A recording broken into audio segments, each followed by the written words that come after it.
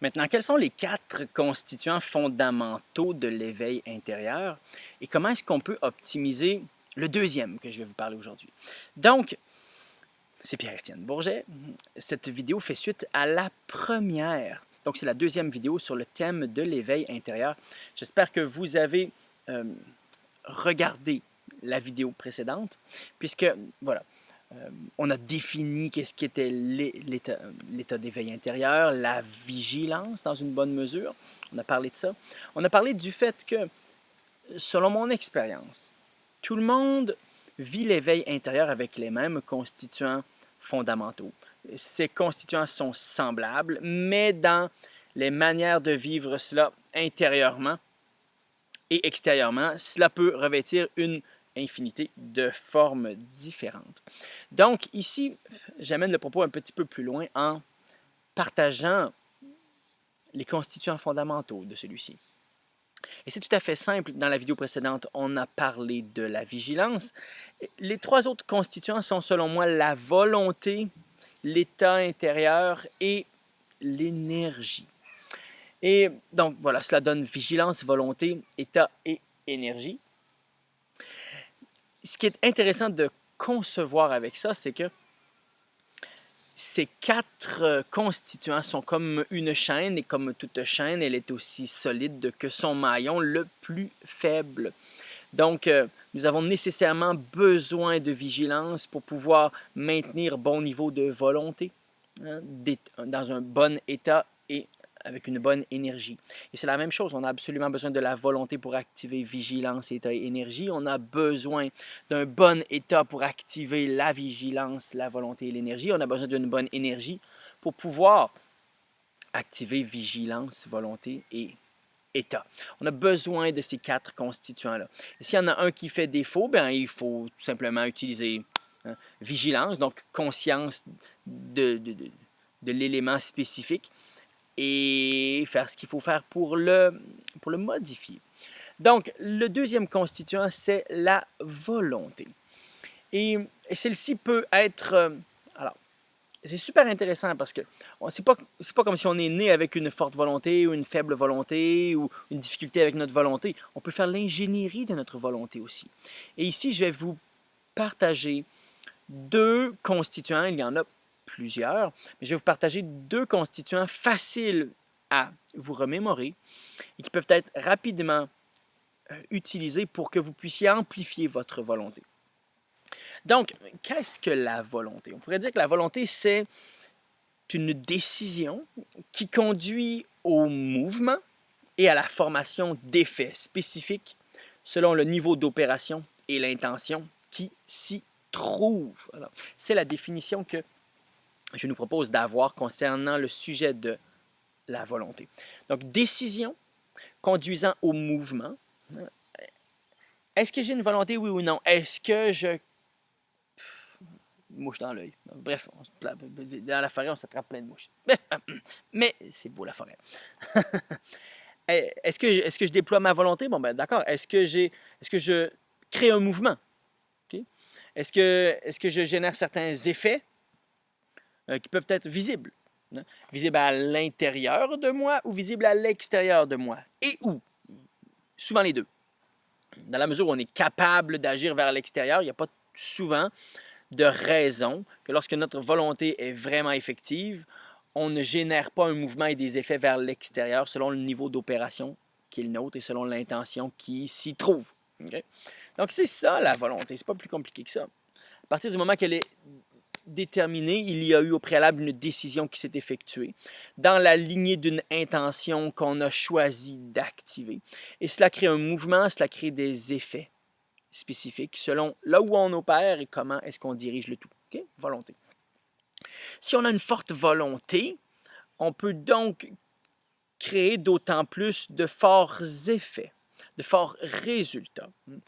Mais c'est une lame à double tranchant, de sorte que notre volonté peut aussi nous créer certains embarras puisque nous générons des effets. Si ceux-ci ne sont pas maîtrisés, ça peut être un peu pénible parce qu'il nous faut vivre avec les effets de notre volonté. Mais dans tous les cas, si elle est faible, Il y aura peut-être quelques petits sons d'enfants qui jouent ici à l'extérieur et qui finissent tout le temps à bicyclette par tomber par terre, on va savoir. Enfin, mais dans tous les cas, notre volonté, si elle est faible, c'est à peu près toujours un problème au sens où on est dans l'incapacité de générer des effets. Et dans l'absence d'effets, absence totale d'effets, c'est la mort pour nous. Générer aucun effet, vous n'êtes plus capable d'utiliser votre volonté pour respirer, ça va mal. Okay? Zéro effet, ça va très mal. Trop d'effets, ça va, ou, comment dire, ou des effets non maîtrisés, ça va potentiellement mal, mais pas nécessairement.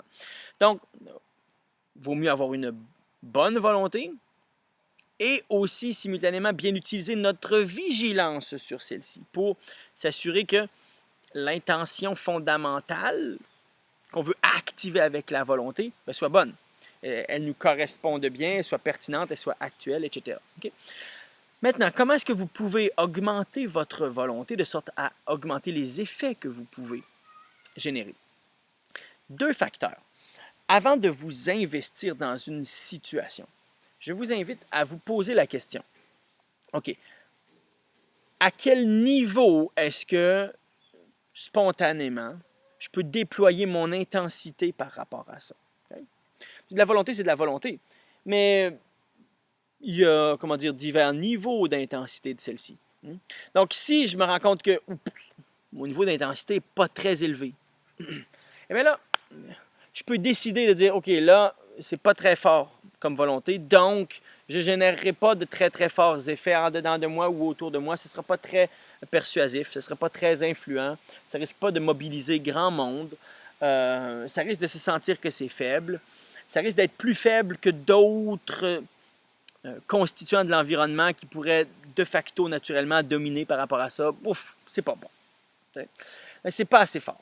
Je peux décider de dire, je vais remettre ça plus tard parce que là, ma volonté n'est pas tout à fait assez effective. Ou je peux me poser la question, qui pourrait à peu près s'apparenter à ceci, est-ce que c'est vraiment juste ça que je peux faire? Ou est-ce que je peux opérer à un autre niveau? Est-ce que je peux rehausser ma volonté? Est-ce que c'est vraiment ça mon standard? Est-ce que c'est ça le maximum que je veux faire? Est-ce que c'est le niveau auquel je veux jouer le jeu? Et souvent, juste en se posant ce genre de questions, boum, la volonté, elle monte, elle monte. On peut doubler la force de la volonté, parfois très rapidement, juste en se posant ce genre de questions. Okay? Donc, ça, c'est une vigilance que je vous recommande d'avoir concernant votre volonté. Quel est son niveau d'intensité? Okay? Et assurez-vous d'opérer avec une bonne intensité. Okay? Une fois que vous vous êtes assuré, évidemment, que votre intention fondamentale, elle est bonne. C'est comme mis de côté, c'est réglé là-dessus. Deuxième facteur que vous pouvez faire, sur lequel vous avez une forme de maîtrise, mais elle est plus subtile, c'est le niveau de foi en votre réussite ou en la réussite de la volonté ou en le fait que votre niveau de foi que votre volonté peut réussir, peut atteindre sa cible, que l'intention peut être matérialisée ou peut être réalisée. Okay? Quel est votre niveau de foi par rapport à ça? Si vous vous posez la question en toute lucidité, vous allez avoir une réponse lucide aussi.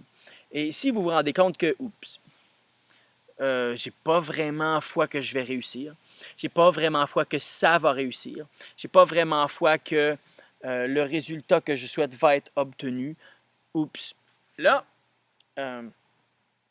plus la foi est basse, moins l'intensité est durable. Okay?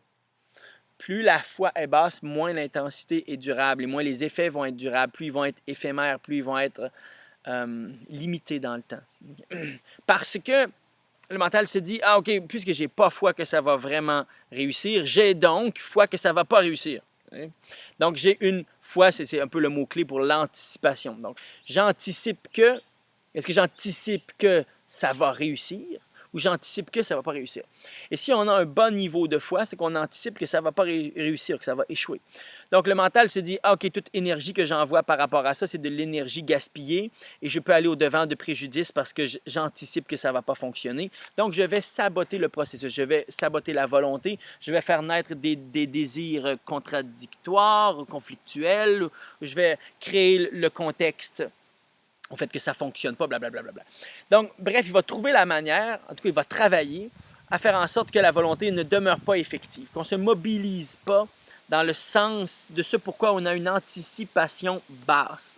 Donc, sans vigilance par rapport à ça. Parce que si, en toute lucidité, vous vous dites « Oui, je conviens, j'ai un bas niveau de foi par rapport à la réussite de ça. » Attendez. Soit que vous vous posez la question « OK, qu'est-ce qu'il y a là?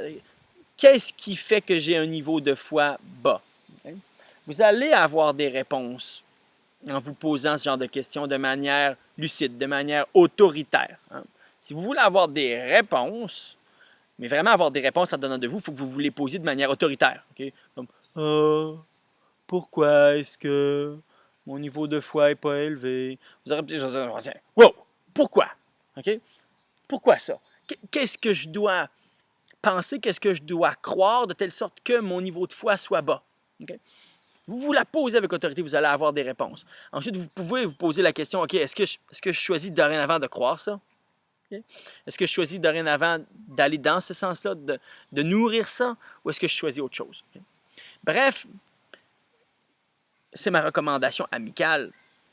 Opérez avec votre volonté lorsque vous sentez qu'elle est intense et que vous avez un bon niveau de foi dans la réussite de ça. Alors, elle va être beaucoup plus durable, votre volonté, donc beaucoup plus longuement effective dans le temps. Les effets vont être plus forts, vont être plus soutenus, et vous allez d'autant plus obtenir ce que vous voulez. Donc, vous allez d'autant plus créer le précédent dedans de vous, comme quoi votre volonté est effective. C'est effectif, ça fonctionne. J'ai constaté moult fois que ça réussit, ça a des effets. Je peux réussir et vous construisez ainsi aussi votre niveau de reconnaissance des bons facteurs que vous devez avoir pour réussir et vous construisez aussi votre niveau de foi. Ce qui fait que, globalement, vous vous construisez vous-même. Okay? Vous devenez meilleur, vous devenez plus conscient, vous devenez plus puissant. Donc, ça, c'est ma recommandation amicale. Veillez toujours à ce que votre niveau d'intensité soit élevé et que votre niveau de foi soit élevé en votre réussite aussi. Alors, ça va tellement faciliter votre chemin. Donc, c'était mon propos de cette deuxième vidéo sur le sujet de l'éveil intérieur. Si le sujet vous interpelle, si vous vous sentez aligné vers ça, si vous voulez vraiment vivre au quotidien avec un bon niveau d'éveil intérieur, j'offre un séminaire par rapport à ça. Il s'appelle « La force de l'éveil intérieur ». Et il va se livrer le 6-7 août 2016 à Paris. C'est un séminaire de week-end. Donc, on est ensemble le samedi à partir du début de l'après-midi jusqu'au dimanche midi, incluant la soirée du samedi soir. C'est un week-end de 2 jours. Somme toute intense, dynamique, très tournée vers l'expérience, tournée vers le fait d'ancrer les constituants de l'éveil intérieur en dedans de vous pour que vous puissiez manifester cette force spécifique de l'éveil dans votre vie selon votre genre, pas selon mon genre. Vous n'avez pas le même genre que moi, vous n'avez pas les mêmes intérêts que moi. On est tous différents. Et même si les constituants fondamentaux sont, selon mon expérience, semblable pour l'humain, puisqu'on est tous humains. Hein? Okay? On a tous une capacité de penser, de ressentir, de percevoir, etc., de vouloir, de choisir nos intentions. On a tous les mêmes constituants fondamentaux. Donc l'éveil, on le vit avec les mêmes constituants, mais on le vit tous différemment. Donc, si vous voulez explorer ce qu'est pour vous l'éveil intérieur, si vous voulez repartir avec un nouveau niveau d'éveil, peu importe quelle a été votre vie jusqu'à maintenant, venez. Okay? C'est un événement qui est garanti, votre satisfaction, elle est garantie. Si à la fin des 2 jours, vous n'avez pas vécu ce que vous vouliez vivre ou si votre niveau d'éveil n'est pas ce que vous voulez, vous venez me voir, on s'organise, on demeure bons amis, vous n'avez pas de justification à donner et puis on s'organise pour vous faire un remboursement là-dessus, aussi simple que ça. Mais c'est un événement que je me dis dans mon cœur, vous ne voulez pas manquer. Vous ne voulez pas manquer ça, okay? Parce que cet événement a le potentiel de transformer votre niveau d'opération pour la suite des choses. Okay? Vous allez pouvoir opérer à un nouveau niveau, avoir plus de joie, plus de facilité, plus de compréhension, plus d'épanouissement, pouvoir avoir des projets qui sont d'autant plus alignés avec vous et que vous réussissez d'autant plus facilement. La force de l'éveil intérieur, 6-7 août 2016, Paris. Regardez en dessous de la présente vidéo, il devrait y avoir un lien. On se dit à bientôt pour la suite. Bye bye.